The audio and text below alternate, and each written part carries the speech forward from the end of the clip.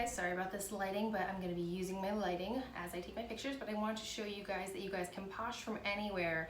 I know we see a lot of people that are posting from where I posh and like these adorable offices, and it's like, yes, I want one too, but for me, that's not my reality. So I want to show you guys what a different type of studio looks like. So my studio, my Poshmark studio, is my dining room. So I'm going to show you guys today how I set up to do pictures. I got a lot to list. We're starting with my coffee. Got water, always, and here we go.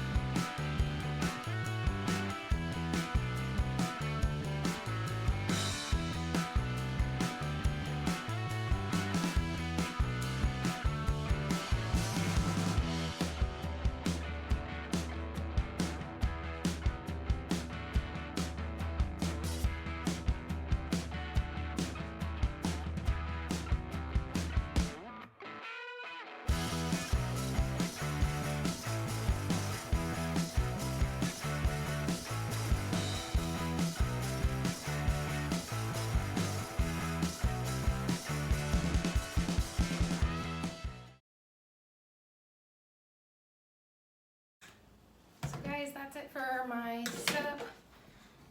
That's the setup for if I'm doing pictures on my mannequin. Normally I have tops, sometimes in dresses. I do have a different setup when it comes to my flat lays, but I honestly I'm not impressed by it. But I will save that for another post. So this is how I kind of do it. Now I need my phone so I can take some pictures because I do use my phone.